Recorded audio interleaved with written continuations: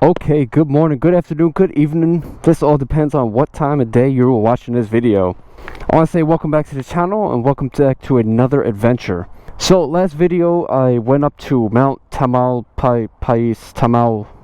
however you say it, but I never actually made it to it. I kind of just went around the outskirts, kind of just rode around for a little bit. So today I'm back. This is kind of like a round two, but I'm going to take a different, completely separate route, but it's going to be in a generalized area. You probably won't see the same sights though. So as always, as you see, there's nobody with me, solo dolo again, but today I think I'm going to be filming dual. I'm going to be using my second GoPro. It's not going to be this clear quality. It's also crooked. I really don't know what I was thinking when I put this on. I thought this was straight and I don't know, whatever. So expect the angle to be kind of cockeyed. Let's start this camera up. Okay, so we are rolling on this camera. Hopefully the angle is kind of facing my face.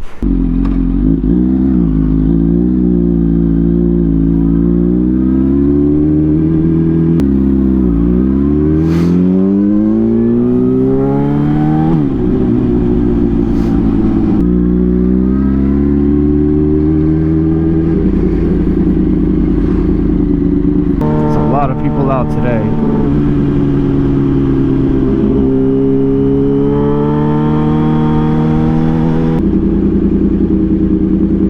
Oi. Again, I don't know these roads, so don't expect me to really go crazy. I've been up this way a while ago, and I think it's a lot of blind turns, which I've had a lot of pucker moments on blind turns, so I tend to stray away from speeding through them. I also remember my earplugs today. Yay! Oh my god. 15 miles an hour? Really? The only downside, I keep getting stuck behind these cars. I mean, it's not like I'm going to be flying through here, but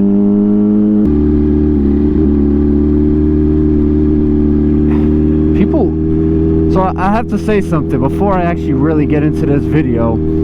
If you're driving a car and you're going through these turns, be cognizant, like when you have motorcycles and other people that are riding behind you, it's not easy to kind of ride, really. I mean, if you're going 10 miles an hour around turns, you should not be driving through these turns.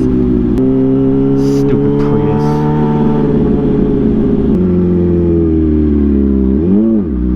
Come on, you have to go. One eternity later.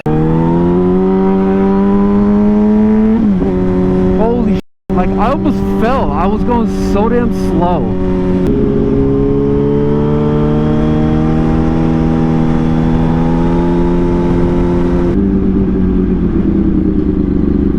Oh, I don't know where the f I'm going. Guess I'm going this way. Okay, now this is where I go slow because I'm not trying to go over the cliff. This road is very f***ing windy. Looks like he's hurting.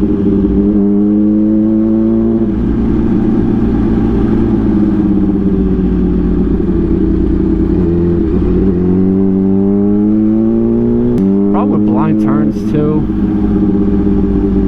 is you really can't look through your turn, honestly. So if you guys aren't aware of what Muir Woods is like where the redwoods are and shit like that, so definitely go and check it out. I've yet to be in there to actually go through like the you can drive underneath like a redwood, like kind of through it. So I don't know how much this camera's gonna film. I have a smaller SD card in there. I haven't upgraded the SD card in this camera. There's something that I did want to say, that I did want to mention. And seeing by the title, you guys can already guess what I'm going to be talking about. So without further ado, let's get into it. So you want to be a rider. So first and foremost, I'm speaking from my personal experience, okay? Everyone's different. There's a lot of guys that are probably watching that you guys have been riding way longer than I have. So I come across a lot of people that say they want to ride, and what does it take? What kind of, you know, we always get asked these questions. What bike should I get? What bike should I start on? What bike should I get? What bike did you start on? We're gonna pick this up in a second. Hold on.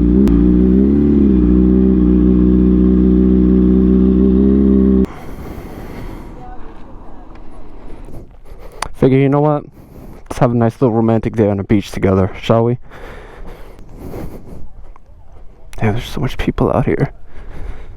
And here's this guy walking around in a helmet and a motorcycle jacket.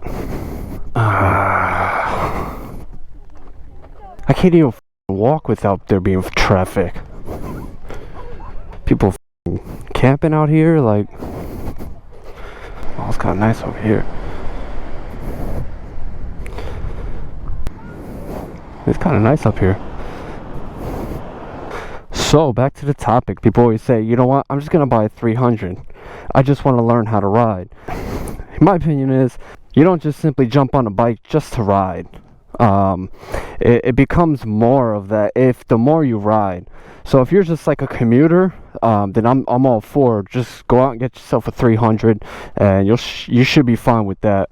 Can you learn on a 1000? Yes, 100%. Yes, you can learn on a 1000.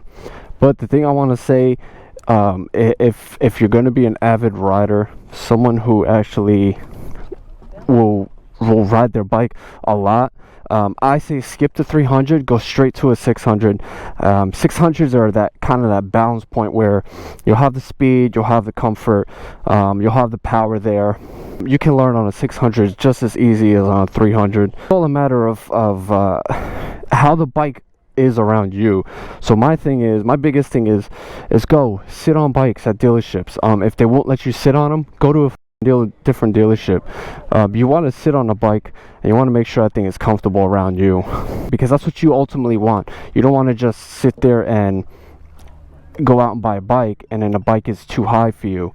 So yeah, go sit on a bike, stand up on them, see how comfortable it feels, kind of shift the weight back and forth. Make sure your feet can touch the ground. And I don't mean like your very tippy toe is touching the ground. No, like, you know, you want to have at least the balls of your feet on the ground. Every bike has a different position, different seating stance, different height level. All of that plays into effect. So for instance, Yamahas tend to sit higher. I know a lot of people said they couldn't really touch the ground in the Yamaha.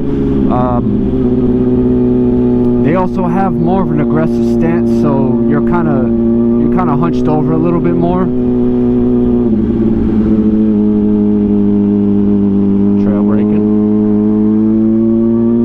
I won't deny my R1. After a while, like it gets tiresome to be sitting kind of hunched over like this, like your back and everything. So it's a lot of times I'm kind of moving around a lot on the bike to change my seating position. Another thing I do want to talk to you guys about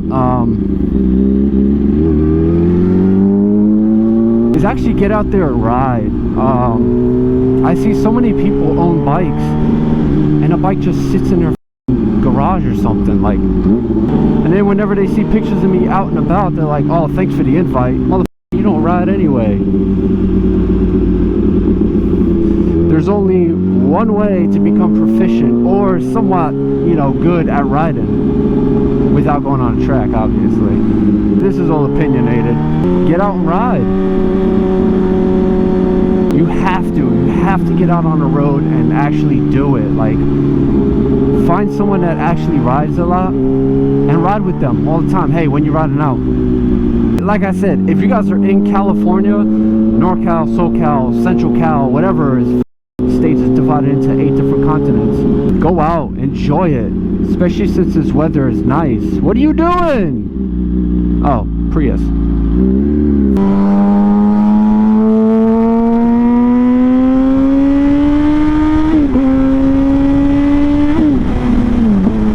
Like, I hate sitting inside. That's one thing I hate doing, is sitting inside. I can't stay still either.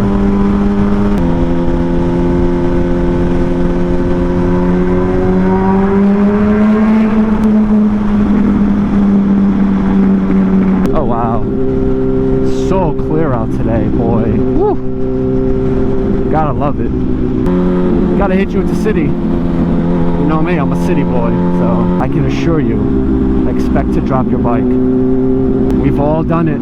Everybody's done it. You talk to any motorcycle rider, they have dropped their bike. So take that with a grain of sand or a grain of salt, whichever one you prefer eating. Oh, how I missed you.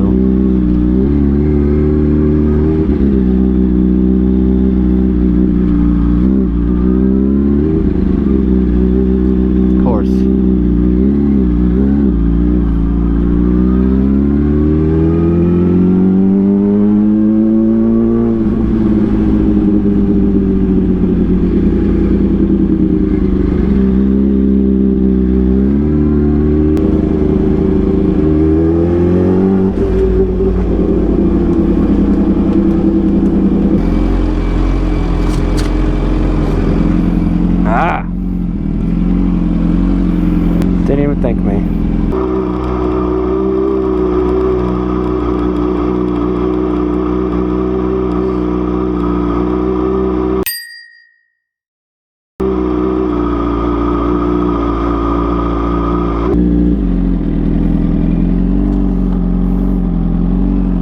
I honestly don't even know where I left off on this video. We had mountains, and now we have city, and one long ass topic in between somewhere. Oh my god, all this dirt.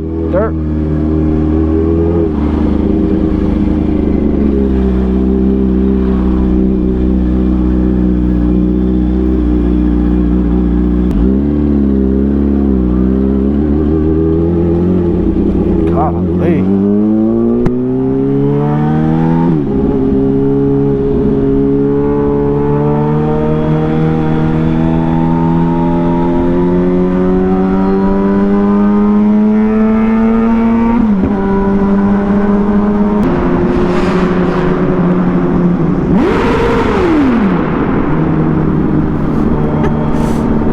Where I think I'm going to go ahead and end today's video. If you guys like this video, go ahead and hit that like button. I want to thank each and every one of you for watching, if you've made it this far. If you're not already doing so, go ahead and hit that subscribe button for more. Go ahead and drop me a comment as well. I do see the comments. I do reply when I can. Sometimes they may be 2, 3, 4, even 5, 6 weeks old. Also, hit that notification bell, even though YouTube's probably not going to let you guys know when I do upload a video. As always, I need y'all to stay hungry, stay humble, stay motivated in all of your life's goals. Always remember, nothing good in life ever comes easy. And for the love of God, YouTube, stop demonetizing motovloggers. Your boy Machine here, and I will catch you guys on the next one. Later.